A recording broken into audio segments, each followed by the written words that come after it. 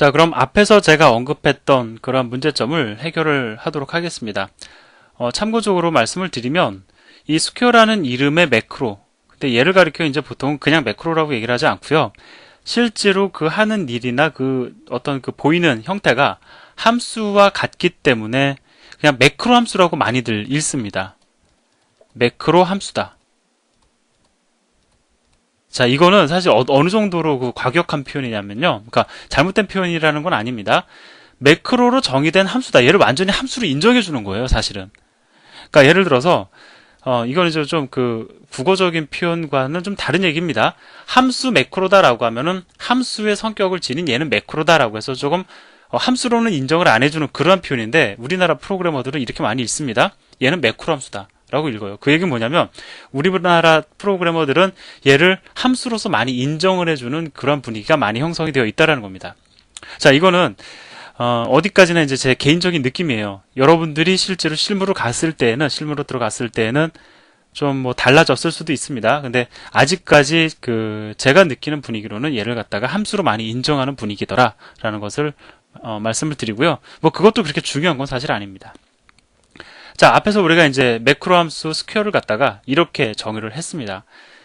이제 문제가 되는 게 뭔지 우리가 얘기했었죠. 3 더하기 2를 갖다가 이렇게 해주면 이렇게 단순 치환이 이루어지기 때문에 함수를 호출했을 때의 기대치에 어긋난다라는 겁니다. 보통은 무엇을 고려합니까? 3 플러스 2면 2 플러스가 먼저 이루어지고 더하기가 먼저 연산이 된 다음에 5 곱하기 5가 진행이 되어서 25가 출력되기를 바란다고요. 그러면 어떻게 하지 원하는 결과를 얻을 수 있느냐? 이렇게 하면 됩니다. 예, 좀 이상하죠? 어떤 차이냐면 3 더하기 2에다가 괄호를 쳐줬어요.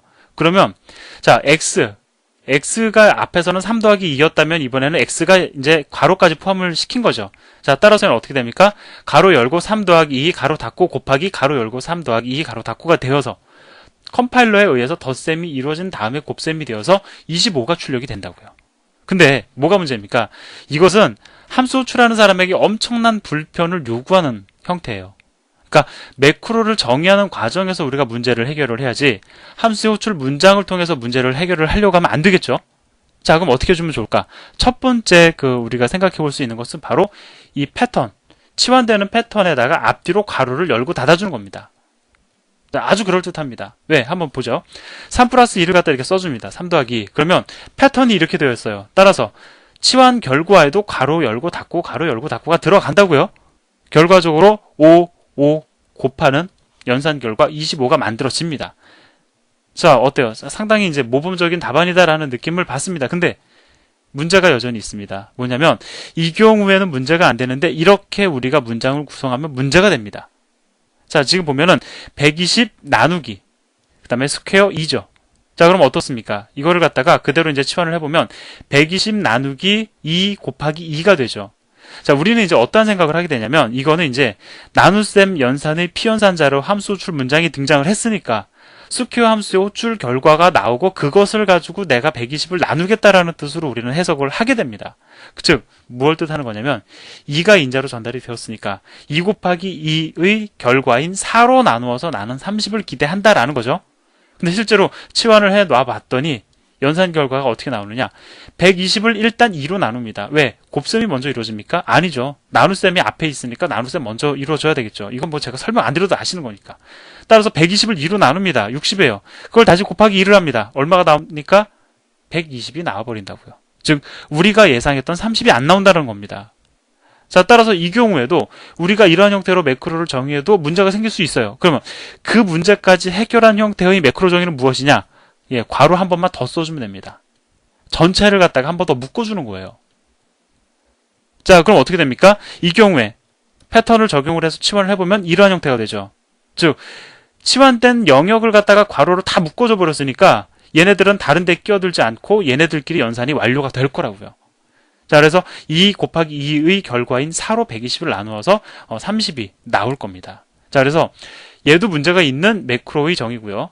얘도 문제가 있는 매크로의 정의고 얘가 가장 모범적인 매크로의 정의입니다. 자, 그러면 괄호를 쳐주는 기준을 제가 말씀을 드릴게요. 일단 첫 번째, 치환의 대상이 되는 문자 있죠. x면 x, 뭐 y면 y, 뭐 올 거라고요. 걔네들을 갖다가 일일이 다 소괄호를 쳐주는 겁니다. 이렇게 이런 식으로 일일이 다 소괄호를 쳐주는 겁니다. 예를 들어서 x 뭐 곱하기 뭐 x 더하기 x다. 그러면 이 x가 이 치환의 대상이다. 그러면 얘를 다 괄호를 쳐주는 겁니다. 그 다음에 여기서 보였듯이 맨 마지막에 이 전체를 다시 한번 괄호를 쳐주면 되는 거예요. 즉, 이거 괄호를 어디다가 쳐줘야지 고민할 필요 없습니다. 제가 지금 다시 말씀드리겠지만은 이 x 여기 나오는 이 패턴의 중심에 이렇게 그 괄호 안에 있는 얘 있죠. 얘를 갖다가 그 변환 패턴에서 다 그냥 괄호를 쳐주는 거예요. x면 x 다 괄호 쳐주는 겁니다. 모든 괄호 x를 그 다음에 전체를 다시 한번 괄호 쳐주면 문제 안 생긴다라는 거죠. 근데 이것을 공식처럼 생각하지 마시고요. 당연히 뭐 x면 모든 x를 다 괄호를 쳐주고 그 다음에 이런 문제가 생길 수 있으니까 전체를 또 다시 괄호를 쳐줘야겠구나. 이렇게 여러분들이 이해를 하시는 것이 사실은 뭐 전혀 부담스러운 내용은 아닙니다. 예, 그래서 여러분이 이해를 하시고 충분히 괄호를 쳐주시기를 바랍니다. 자, 그 다음에 매크로를 두 줄에 걸쳐서 정의할 수 없다. 제가 말씀을 드렸습니다.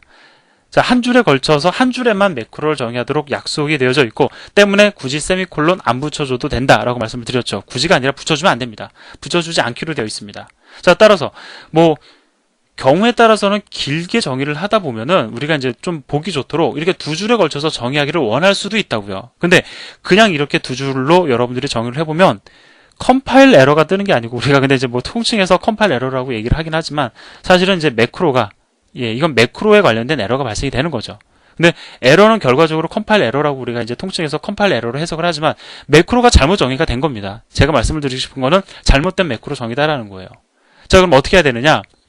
두 줄에 걸쳐서 내가 정의했습니다라고 명시해줘야 됩니다. 그때 쓰는 문장이 문장이 아니죠. 예, 그때 쓰는 그 문자가 바로 얘입니다.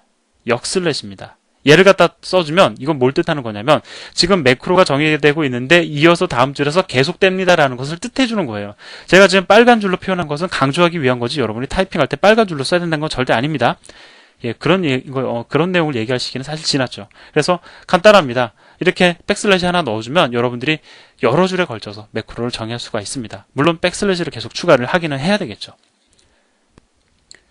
자, 그럼 이 예제를 통해서 우리가 이제 두 가지를 살펴볼 겁니다. 하나는 좀 쉬운 얘기예요. 뭐 둘 다 쉬운 얘기입니다. 솔직히 말씀을 드리면. 먼저 정의된 매크로의 사용. 이게 뭐냐면 자, 여기 첫 번째 매크로 정의, 두 번째 매크로 정의, 세 번째 매크로 정의. 첫 번째, 두 번째 문장을 통해 가지고 파이라는 매크로와 프로덕이라는 매크로가 정의가 되고 있죠. 그거를 세 번째 매크로인 서클 언더바 에어리어를 정의하는 데 있어서 사용할 수 있다. 이걸 얘기를 하는 겁니다. 뭐 당연히 치환이 되어서 이제 해석이 이루어집니다. 뭐 그러니까 뭐 앞에서 정의한 앞에서라는 건 먼저라는 거는 이제 뭐냐면 뭐 파일을 달리한다는 게 아니라 위에서 그러니까 소스 코드 기준으로 보면 위에서 정의된 매크로를 가지고 내가 또다시 다른 매크로를 정의할 수 있다. 뭐 이런 얘기를 뜻하는 겁니다. 뭐 마찬가지예요. 여기서도 예를 들어서 지금 파이라는 매크로가 정의가 됐죠. 그럼 여기다가 옆에다가 뭐 원한다면 곱하기 파이 이렇게 써줄 수 있다는 겁니다. 그럼 어떻게 되느냐? 실제로 프로덕 PRODUCT 대문자로 쓰려니까 어렵네요. 그 다음에 4가 등장을 하면 이게 어떤 식으로 이제 치환이 될까요? 여기다 파이까지 썼으니까 3 곱하기 뭐 4, 뭐 가로 열고 닫고 열고 닫고 열고 닫고 곱하기 파이가 3.14니까 3.14로 치환이 이루어집니다. 자, 물론 뭐 조금 더 정확히 얘기를 하면 파일을 갖다 넣어줬으니까 이거 매크로로 잘 정의하려면 뭐 해줘야 돼요? 여기다가 또 소괄호를 한번 더 전체를 갖다가 감싸주는 작업을 거치긴 거쳐야 되겠죠. 뭐 이것까지 제가 별도로 말씀드릴 거는 아닌 것 같아서 제가 그냥 이렇게 치환을 해봤습니다. 자, 그리고 이제 한 가지 또 주목해서 볼 게 있어요. 뭐 이렇게 뭐 치환이 이루어진다라는 사실은 뭐 어려운 내용은 아니니까 또 하나는 뭐냐면 매크로 함수의 인자가 둘 이상 될 수 있다라는 것을 우리가 이 두 번째 문장을 통해서 알 수가 있습니다. 그러니까 뭐 예를 들어서 뭐 PAR이라는 함수를 정의를 합니다. 그러면 괄호 안에 있는 대상들이 사실은 그 변환의 패턴 주체가 되는 거죠. 제가 여기서는 XY가 등장을 했잖아요. 매개 변수나 뭐 인자 전달하듯이 A 그 다음에 콤마 B 콤마 C가 등장을 하면 A와 B와 C의 위치에 뭔가 다른 게 올 수가 있는 거예요. 함수와 유사하죠. 그래서 예를 들어서 제가 샵 define 그 다음에 뭐 PAR, A, B, C 그 다음에 한 칸 띄워서 A 곱하기 B 곱하기 C를 쓴다. 그러면 이제 어떤 식으로 이제 얘가 해석이 되느냐? 물론 문장을 다 완성을 시킨 건 아니지만 제가 소스 코드 상에서 PAR 1, 2, 3이라고 쓰면 얘는 어떻게 해석이 되냐면 1 곱하기 2 곱하기 3으로 해석이 되는 겁니다. 자, 그래서 여러분들이 이 예제를 통해서 그 다음에 제가 지금 써드린 요걸 통해서 사실 매크로 함수를 정의하는 데 있어서 이 인자를 갖다가 여러분들이 그 인자의 개수를 늘리는 것은 함수에 익숙하기 때문에 별로 어려운 것은 아닐 겁니다. 자, 그럼 이제 매크로 뭐 여러분들 이 정도 아셨으면 기본적으로 매크로에 대한 것은 사실 다 아셨다라고 봐도 무리는 없고요. 이제 다양한 매크로 명령문들이 있어요. 그런 것들과 이제 뭐 기타 매크로와 관련된 연산자들 여러분들에게 소개를 좀 드려야 될 것 같습니다.